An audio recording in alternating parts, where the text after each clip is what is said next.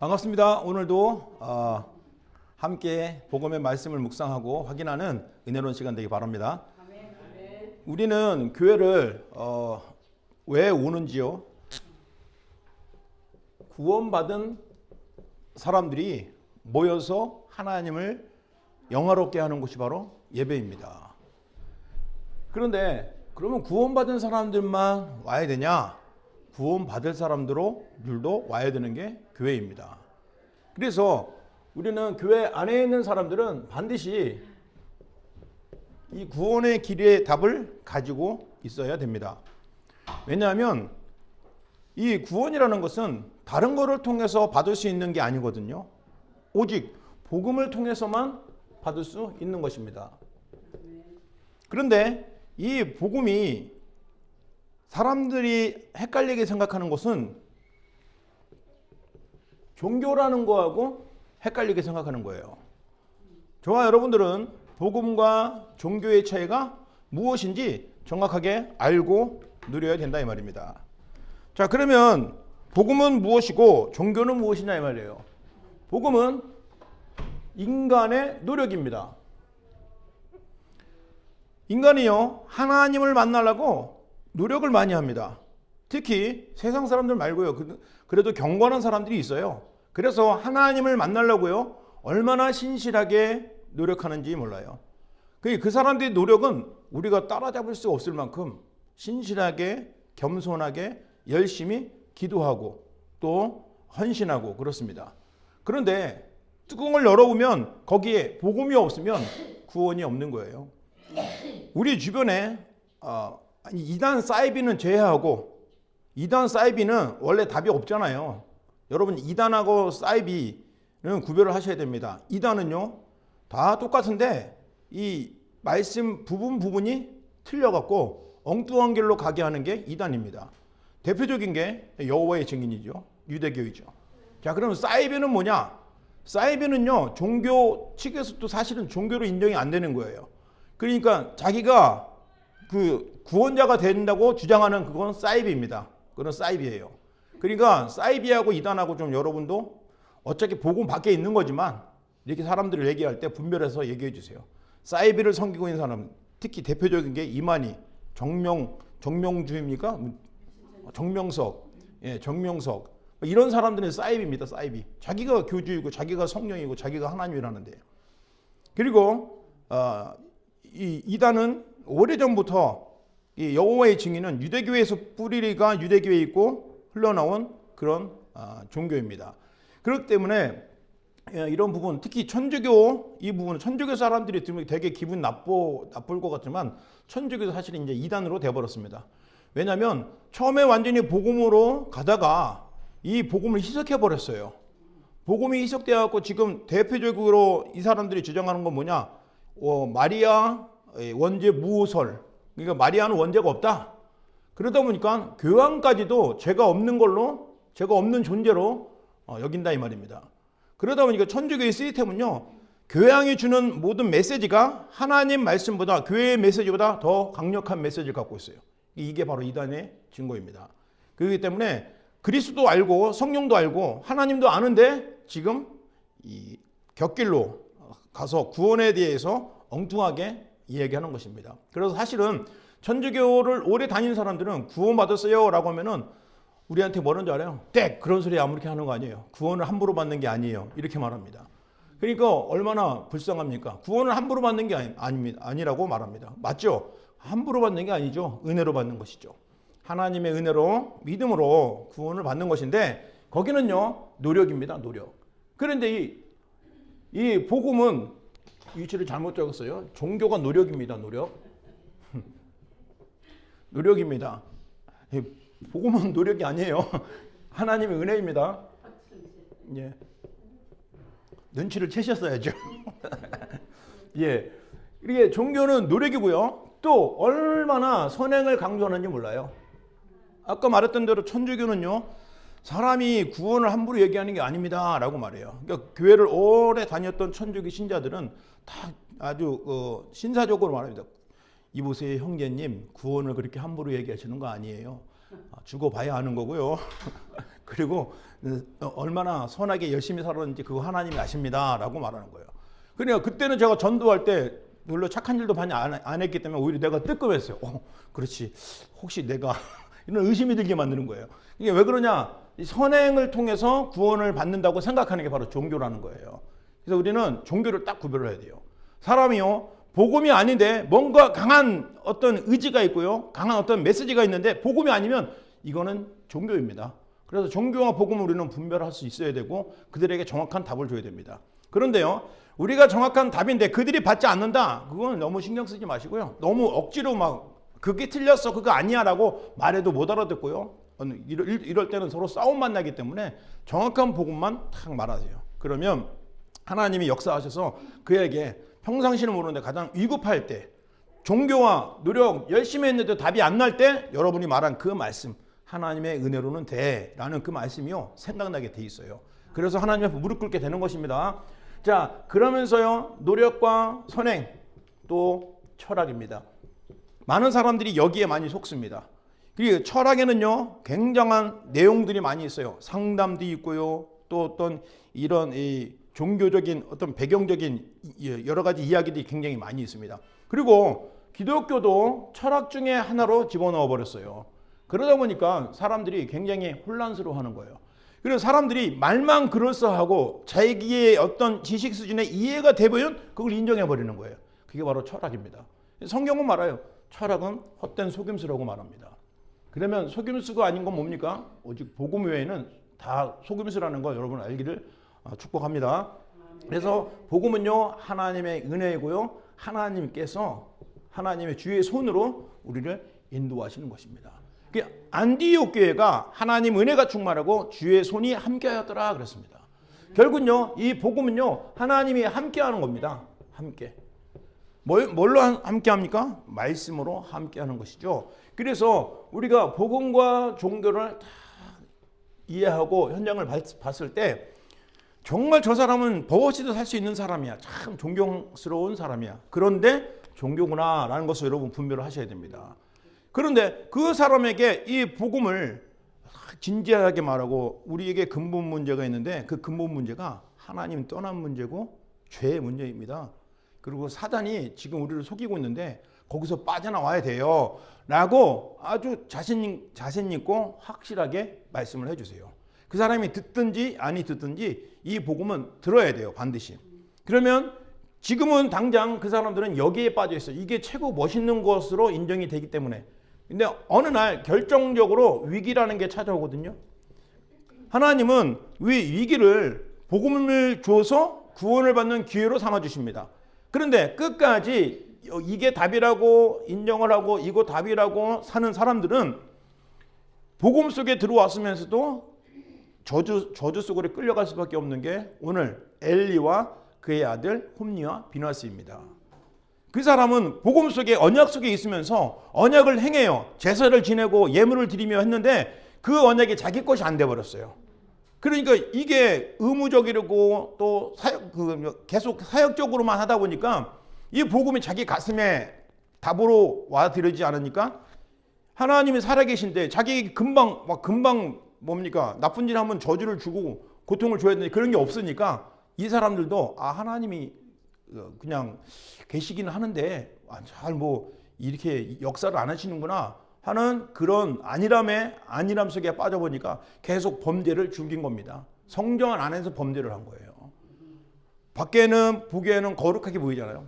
제사장의 아들들, 대제사장의 아들들이고 어릴 때부터 성전에서 자랐기 때문에 얼마나 또 잘 알겠습니까? 그런데 음행을 했어요.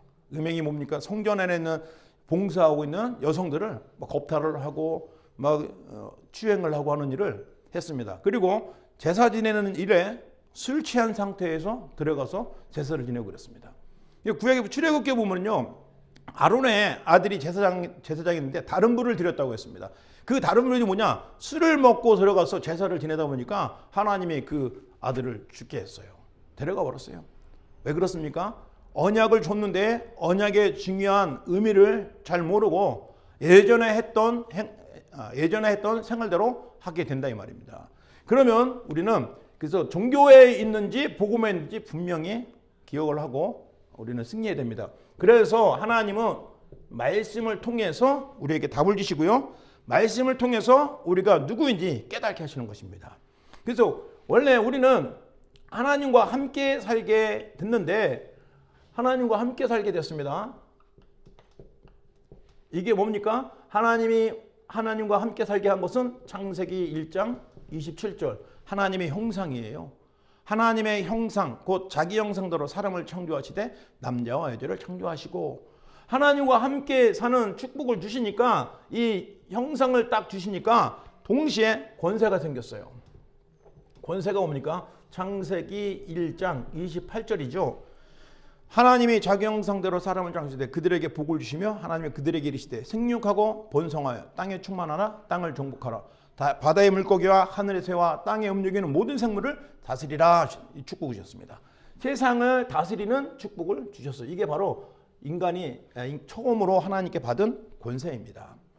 그리고 창조 순서가요. 맨 마지막에 창조했습니다. 6일 때 모든 창조를 다 하신 뒤에 그것을 다스리는 사람으로 하나님의 형상대로 사람을 만든 거예요. 그래서 이 함께라는 것은요. 형상이라는 겁니다. 형상. 하나님의 형상. 저와 여러분은 하나님의 형상을 가졌다는 꼭 기억하시고요. 또 하나님이 이때 창조하실 때 모든 말씀으로 세상을 창조하셨어요. 그 말씀을 우리에게 주셨다 이 말입니다. 그런데 그 창조의 말씀이 오늘 저와 여러분이 받았던 강단의 말씀과 동일하다는 걸 꼭 기억을 하시기 바랍니다. 그러면 우리는 승리하고 응답받고 정복할 수밖에 없는 그런 신분과 권세 있음을 누리게 될 겁니다. 자, 그래서 하나님은 이때 창세기 2장 17절 말씀을 주셨어요. 선악을 알게 하는 나무의 열매는 먹지 말라. 네가 그것을 먹는 날에는 반드시 죽으리라 그랬습니다. 이것은요. 첫 번째 주신 행위 언약입니다. 행위 언약. 지켜야 돼요. 이 언약을 지켜야 돼요. 지키지 않으면 어떻게 돼요? 죽습니다. 그래서 하나님께서 처음으로 인간에게 주신 행위 언약이에요. 선악과는 먹지 마. 그거 먹으면 죽어. 그런데 이 선악과 언약을 놓쳐버렸어요. 그래서 하나님과의 관계가 끊어지는 창세기 3장 사건이 생긴 것입니다. 이 창세기 3장 사건은 하나님을 떠난 거예요. 하나님을 떠났다는 건 뭡니까? 말씀을 놓쳤다는 거예요. 언약을 놓쳤다는 거예요. 하나님을 놓쳐버렸어요. 왜요? 내가 하나님 되고 싶은 마음이 가지고 있었기 때문에. 그래서 내가 하나님 되고 싶은 마음을 알기 때문에 사단이 와서 너 그거 먹어라 라고 하는 겁니다. 네가 먹으면 눈이 밝아서 하나님과 같이 되어 선악을 분별할 줄 하나님이 아시기 때문에 너 못 먹게 하는 거야. 네가 하나님이 싫어하니까 그래서 못 먹게 하는 거야 라고 거짓말을 해봤습니다. 그것이 바로 하나님 말씀을 믿지 못하는 죄가 들어와 버린 거예요. 여러분 속에 여러 가지 자범죄가 있을 수 있습니다. 그런데 근본적으로 하나님 말씀이 믿어지지 않는다. 하나님 말씀을 믿기 싫다. 그게 바로 죄인 것을 꼭 기억하세요. 그럼 그 죄를 끊어야 됩니다. 그 죄를 끊어야만 나오는 여러 가지 자범죄와 세상을 이길 수 있는 힘을 우리에게 주신 것을 누릴 수 있는 것입니다. 그리고요. 사단이 우리를 공격하게 되는 거예요. 이 사단의 공격을 이길 수 있는 비밀 딱 한 가지. 복음입니다. 그래서 저와 여러분에게 필요한 것은요. 길이 필요해요. 길. 하나님 만나는 길이 필요합니다. 다른 길이 아니에요. 오직 하나님 만나는 길이어야 됩니다. 그 길만이 우리 모든 저주와 재앙을 해결할 수 있는 유일한 답인 거예요. 자, 그리고 저와 여러분이 죄는요. 그 세상의 어떤 좋은 말로 세상의 어떤 좋은 비누로 아무리 씻어도 해결이 안 되는 것은 왜냐하면 피 때문에 그래요. 피로만 죄가 해결되는 거예요. 그래서 이 저와 여러분의 이 죄가 원죄에서 시작된 거기 때문에 원죄를 해결할 수 있는 근본 피를 바르면 죄가 해결되는 것입니다. 그런데 바로 그리스도께서 십자가에서 피 흘려 죽으시고 저와 모든 죄를 완전히 해결했다는 걸 꼭 기억을 하시기 바랍니다. 자, 그리고요. 이 사단은요. 우리 인간이 절대 이길 수 없는 존재예요. 그래서 사탄이 꼼짝 못하게 그의 권세를 완전히 꺾어버린 참 왕이 오셨는데 그분이 그리스도인 것입니다. 그래서 하나님 만나는 길을 열어신 참 선지자, 우리를 위해서 십자가에 피 흘려 죽으신 참 제사장, 사단을 박살내신 참 왕입니다. 이 그리스도를 통해서만 하나님 만나는 길이 열리게 되고요. 죄를 해결할 수 있고 사단을 박살낼 수 있는 유일한 답인 것입니다. 이 그리스도가 믿어지면요. 예수님을 영접할 수 있는 것입니다. 이 예수님을 지식으로 아는 사람 많아요. 요즘에 어제 유목사님도 말씀하시지만 어떤 스님이 굉장히 상담을 잘해요. 저도 한 번 들어봤어요. 그랬더니 뭐 각각 종교에 있는 사람, 특히 어떤 예수 믿는 사람도 와서 자기 남편에 대해서 불평하니까 왜 이렇게 불평하냐 예수 믿으면서 하면서 오히려 예수 믿는 사람하고 핀잔하고 막 그러더라고요. 그러니까 객관적으로 봤을 때 그 사람이 굉장히 아주 지혜로운 말을 많이 해줘요. 그런데 중요한 것은요, 원죄, 근본 문제, 그거에 대해서 대한 정확한 답을 제시를 못해요. 당연한 거죠. 종교에는 답이 없어요. 아무리 책을 많이 읽고 아무리 인생을 경험을 많이 해도 그 문제가 어디서부터 왜 오는지 근본 문제를 말할 수가 없어요. 그런데 저와 여러분은 그 근본 문제를 알고 있지 않습니까? 그 근본 문제를 알고 그 근본 문제를 해결하신 유일한 분이 바로 그리스도라는 것을 알고 지식으로만 알면 안 돼요. 지금 그 불교에서나 또 각종 종교에서요, 예수를 모르는 사람이 없어요. 다 알아요. 그런데 중요한 것은 나의 주인으로, 나의 하나님으로 영접하지는 않았다는 것입니다. 예수님이 나의 주인, 나의 하나님으로 영접했다면 주인이, 내 인생의 주인이 그리스도인데 그리스도께서 내 인생을 운전하시고 보호해 가시고 축복하시는데 그게 아니니까 자기가 주인이고 자기 지식과 경험의 주인이니까 예수님은 뒷전으로 물러나는 거예요. 그러니 가장 중요한 것은 이 사실을 알고 예수님을 나의 구주로 영접하는 게 가장 중요한 것입니다. 영접하는 즉시 하나님이 내 신분을 완전히 바꿔주셨어요. 내 신분은 뭡니까? 하나님의 자녀가 되는 거예요. 절대 망할 수 없는 하나님의 성전이 되어버렸고요. 그리고 크게 기도하든 작게 기도하든 이 그리스도 이름으로 기도할 때 하나님 응답하신다 했습니다. 오늘 예배를 통해서도 요한복음 16장 24절에 지금까지는 너희가 내 이름으로 구하지 아니하였으나 라고 합니다. 우리가 전에 기도 많이 했잖아요. 예수님 이름으로 기도 많이 했어요. 그런데 중요한 것은요, 복음을 정확히 알지 못하고 기도했다 이 말입니다. 그리고 하나님의 복음을 모르니까 하나님의 계획과 시간표를 잘 모르니까 자꾸 주세요 하니까 응답이 없는 거예요. 왜요? 때로는 응답 많이 받았어요. 그런데 내가 받은 응답들은 대부분 육신적인 것이라 이 말입니다.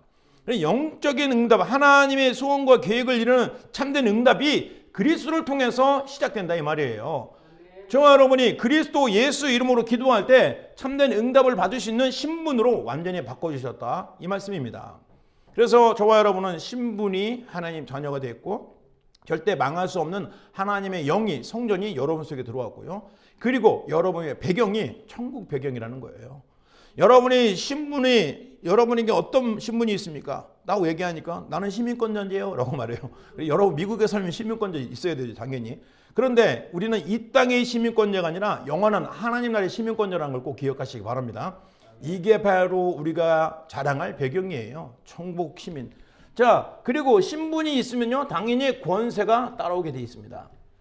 오늘 사무엘은요, 사무엘상 3장 19절 말씀에 보니까 사무엘의 말이 하나도 땅에 떨어지지 아니하였더라 라고 말했습니다. 이게 사무엘이 가진 권세예요. 여러분 말이요, 하나도 땅에 떨어지지 않을 만큼 하나님 말씀이 하나님이 이루시고 응답하시고 축복하시는 그런 권세가 저와 여러분에게 있을 줄 믿습니다. 왜 그러냐면 하나님의 말씀이 그러했으니까 말씀대로 하시면 됩니다. 솔로몬이요, 기도할 때 뭐라고 기도했냐면 여호와 하나님, 내 하나님의 종, 내 아비 다윗에게 말씀하신 것을 내게 이루소서라고 말합니다. 그 언약을 붙잡고 하나님이 다윗에게 주신 그 말씀을 기억하고 그 언약대로 해주세요 라고 솔로몬이 담대하게 기도한 거예요. 여러분도 과거에 들었던 그 말씀 잊어버렸다가 여러분이 잊어버렸지만 하나님은 그 언약을 준 거 절대 잊어버리지 않으세요. 그 언약대로 그 말씀대로 한다고 약속하신 거 지금 이루어 주세요. 약속하셨잖아요 라고 기도할 수 있다 이 말입니다. 이게 바로 여러분의 가진 권세입니다. 그렇기 때문에요, 우리는 이제 더 이상 육신적인 것을 위해서 육신적인 것을 얻기 위해서가 아니라 하나님의 계획은 그리스도 안에서 그리스도 내가 먼저 받고 그리스도 아직 모르는 가족들과 이웃들과 다민족을 살리기 위한 하나님의 계획이 있다는 걸 꼭 기억하시기 바랍니다. 여러분이 무엇을 하고 있습니까? 어떤 시간에 있습니까? 어디에 살고 있습니까? 하나님께서 여러분의 그 현장에 여러분 맞는 시간표에 정확한 응답을 다 준비해 놓고 계신다는 거예요. 그런데 우리는 자꾸 육신적인 거에 빠져갖고 하나님의 계획을 모르니까 나에게는 왜 응답이 없어요? 라고 생각한다 이 말입니다. 그러나 하나님이 주신 응답을 확인을 하시고 현장에서 진짜 응답받는 증인이 되시기 예수 이름으로 축원드립니다. 그래서 오늘 꼭 기억하세요. 예수는 그리스도입니다. 오늘도 저와 여러분의 삶에, 저와 여러분의 미래에 예수는 그리스도라는 것이 답이 나고 결정이 되면 하나님의 큰 역사가 시작될 것입니다. 그래서 이번 주간에도요, 이 답을 가지고 현장에 사람을 살리는 전도자가 되시길 바랍니다. 이 답을 가지면요, 이 답을 듣기로 준비된 사람들을 여러분에게 만나게 해주실 거예요. 그래서 그것을 증거하는 전도자가 되시 예수님을 축원드립니다. 기도하겠습니다. 살아계신 하나님 고맙습니다. 우리 귀한 전도자를 축복하시고 가장 중요한 근본 메시지가 우리 속에 각인뿔이 체질되어서 세상을 살리는 증인으로 세워지게 하여 주시었고, 우리를 통해 특별히 우상과 종교에 빠져있는 사람들, 그들을 살릴 수 있는 증인으로 세워 주옵소서. 감사드리며 예수님 이름으로 축복하며 기도합니다. 아멘.